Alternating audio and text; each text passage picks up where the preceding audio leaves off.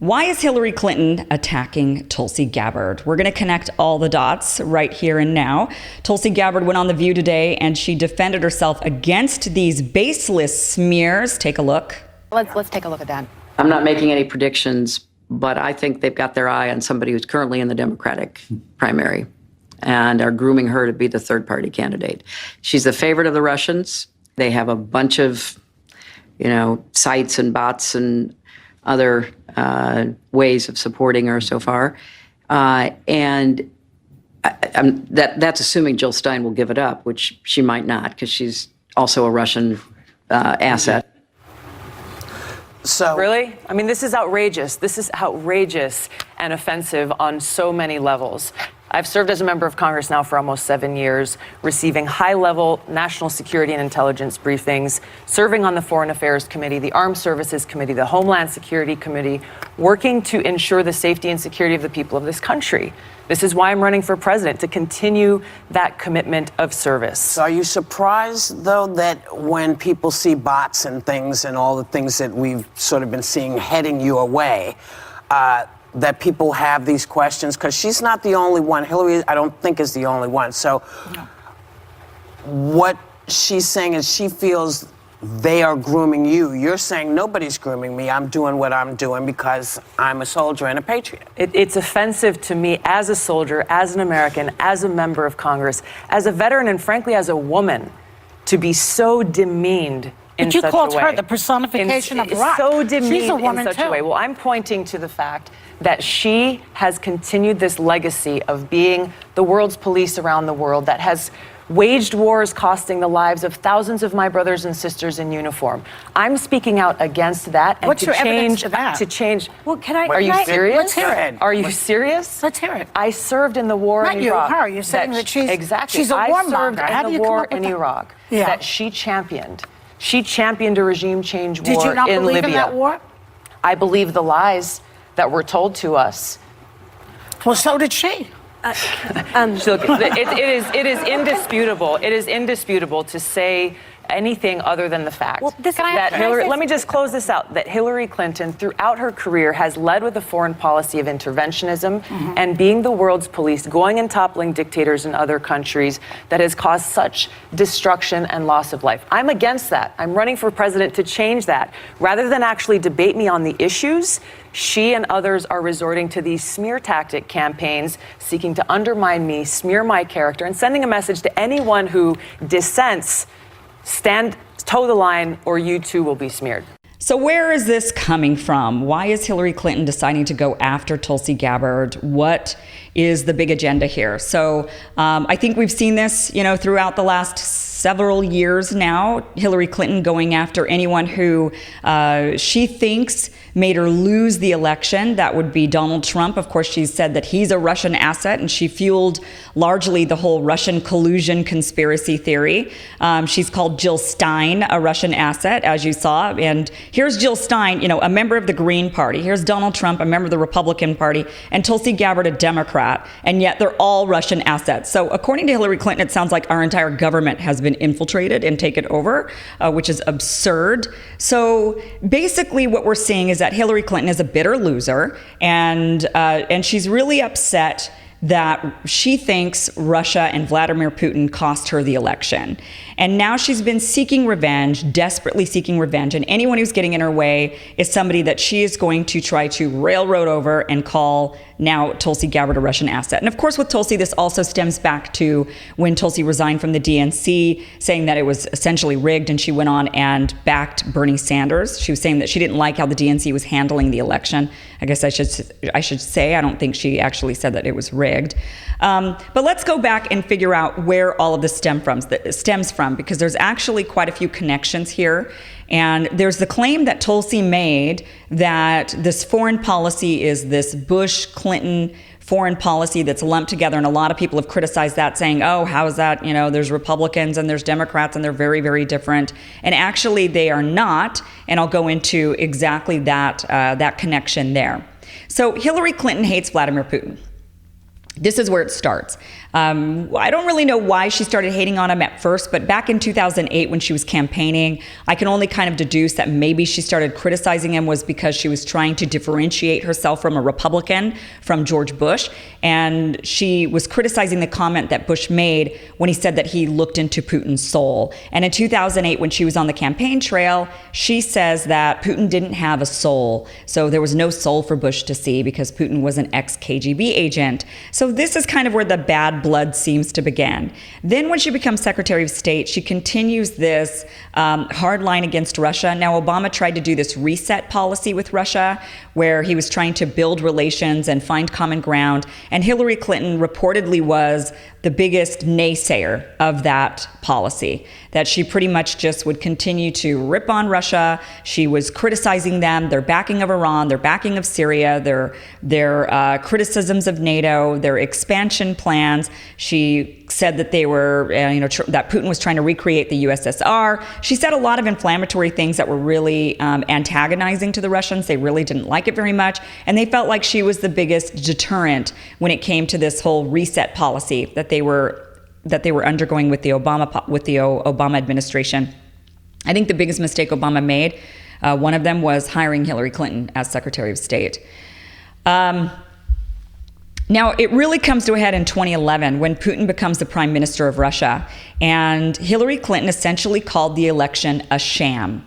And this really upset Vladimir Putin because he sees Hillary Clinton as a warmonger who's into a regime change, who, he thinks that she was behind Iraq and Gaddafi, and he really thinks that she's a bad actor. So the thing is that when it comes to regime change, one of the earliest signs that we're about to go into one, that we're about to affect one, is criticizing the elections and saying that it's a sham, saying that this is somebody that the people of that country do not want. And we're seeing this now in Venezuela. They're saying, oh, Maduro, it was a sham election. They said the same thing about Hugo Chavez. They say this about a lot of world leaders. They're like, oh, the election was a sham and the people don't really want him. So when Hillary Clinton came out and publicly said that the elections in 2011 were a sham, Putin took this as a threat. He took this as a threat to his national security. He took this as a threat to his place in Russia. And that is really where a lot of the bad blood kind of stemmed from. And a lot of people that were around Putin, they claim that he was legitimately extremely angry about her comments. And then shortly after the election, there were some uprisings in Moscow, and Putin blamed those on Hillary Clinton. He felt like she was behind those uprisings.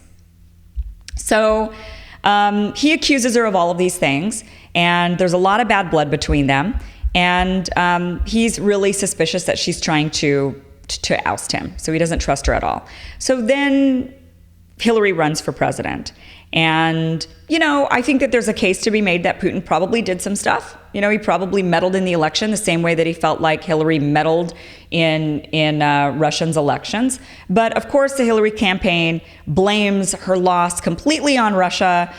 She then goes and peddles these conspiracy theories and talks about, Trump and Russian collusion, and he's a Russian asset, and Jill Stein, and she's a Russian asset. And then we saw the whole Russiagate thing kind of explode, which ended up being absolutely nothing. So she essentially says that she lost the campaign because of Russia, that it all comes down to him. So you could imagine, if she feels this way legitimately, that she desperately wants revenge. She wants to take Putin down. And this is really where Tulsi Gabbard comes in. Because Hillary Clinton, she's not running for president. That day is past, at least we hope. And she ended up giving all of her resources to Kamala Harris. So Kamala Harris, first of all, they already had a connection. Maya, Kamala Harris's sister, was one of the main advisors for Hillary Clinton's campaign and crafted her presidential platform. So they already had this big connection right there. But Hillary Clinton goes and further supports Kamala Harris by essentially opening up her Rolodex to Kamala, and a lot of the top donors to the Clinton campaign ended up donating to Kamala Harris. So she gets a lot of her donors. But the real important connection that Kamala inherits is she inherits Hillary Clinton's foreign policy advisory team. Namely, she ends up getting this woman, Michelle Flournoy, who is the former Undersecretary of Defense under the Obama administration. She also worked in the Bill Clinton administration. And she ended up becoming the founder and former CEO of a think tank called Center for New American Security. And this is where it gets really important. Now, Kamala Harris inherited quite a few other foreign policy advisors from Hillary Clinton, but this one in particular is really important because this group, the Center for New American Security, has somehow figured out a way to gain a serious foothold in American foreign policy. They are arguably the leader when it comes to crafting foreign policy ideas and influencing our foreign policy. So this group was founded in 2007, right at the end of the Bush administration, and essentially their expressed goal was to influence the future presidents. And really what it comes down to is they were trying to keep the Bush administration's policy, the warmongering policy, which we saw was so great under Bush, to continue that going with a new Democratic president. So Michelle Flournoy is a Democrat, her co-founder was a Democrat, but they stacked this think tank with a bunch of big names like General Petraeus and James Clapper, and a lot of people who worked under the Bush administration, the Reagan administration, Clinton, and they made this bipartisan think tank so that people would be more open and receptive to it, which was really smart. But here's the kicker. This Center for New American Security is largely funded by the military-industrial complex. And I mean, their biggest donor is Northrop Grumman. They've got Boeing, Raytheon, Lockheed Martin. They also have some of the big security firms that are funding this think tank. And basically a lot of companies who have a lot of invested interest in gaining large contracts from the Pentagon. So the Center for New American Security, they've released quite a few different think pieces to try to influence foreign policy. And one of the things that they advocate for are preemptive war. So they're really big on going in first. So they would be the ones that are like, we got to take out Iran before Iran gets a nuke. They were really big on maintaining troops in Iraq. They claimed that they were against the original invasion of Iraq, but they heavily advocated for an extended stay. Even when the Obama administration was saying, we need to get out of there and ramp down troops, they were saying, no, we need to keep troops there. They also were big advocates of the war in Afghanistan. They're big advocates of essentially what they call unconventional warfare. They're in various different forms of influence, be it sanctioning or supporting kind of rogue elements inside of a nation to keep the nation destabilized. That's what it's looking like. That's what they definitely support. And they have so much influence, in fact, that there's only about 30 people that are involved in this think tank, and yet Obama hired 7 or 8 of them to be in his cabinet, in his administration. So they have a huge amount of influence. And they continued that influence with Hillary Clinton. When Hillary was running for president, they were backing her seriously, and she was really relying on them for all of her foreign policy ideas, even during the time that she was Secretary of State for the Obama administration. So here you have this think tank, which is filled with people from Bush and Clinton, hence where this whole Bush-Clinton foreign policy sort of ideology stemmed from. It is all one and the same, and it's all funded by the military-industrial complex, who have no desire to reduce their contracts. In fact, the Center for New American Security advocates regularly for increased military budgets, for new technology, for increasing troops. They just want bigger and better military. They're all about it. So Michelle Flournoy, who was the founder and the CEO of this group, becomes one of Kamala Harris's top foreign policy advisors. So she inherits this woman from Hillary Clinton. So you could see here what's going on, right? Hillary Clinton is thinking, I want to take down Putin. He's got to go because of what he did to me. She's really seeking some big revenge. And she sees Kamala Harris as the gateway to this. If she can get Kamala Harris into the White House, then Kamala Harris could go and do a variety of things to hopefully punish Putin. Well, Tulsi Gabbard kind of dashed those hopes during the debate when she completely stabbed Kamala Harris and took out her career. And this infuriated Hillary Clinton. She's already mad at Tulsi. She doesn't like Tulsi for stepping down from the DNC, basically saying that it was, that they were favoring Hillary Clinton, that they weren't being fair. She goes off to endorse Bernie Sanders. So she's already not Hillary Clinton's favorite person. And then Tulsi Gabbard is also spreading the message of ending our terrible foreign policy, which Hillary Clinton is largely responsible for. So Tulsi Gabbard is actively out there campaigning against and spreading this message even before she was running for president of being against this terrible foreign policy and against all of these regime change wars, against meddling in foreign governments. And this also upsets Hillary Clinton because that's definitely against her power-grabbing, warmongering agenda, ultimately, which is the agenda of CNAS. They want to maintain America's stronghold in the world as the world's police. They're very much big into that, and they pretty much admit that. So Tulsi Gabbard taking Kamala Harris out, who Kamala Harris had that's where Hillary Clinton put her investment. She invested in Kamala, and now she's upset that Tulsi Gabbard comes along again and dashes her hopes.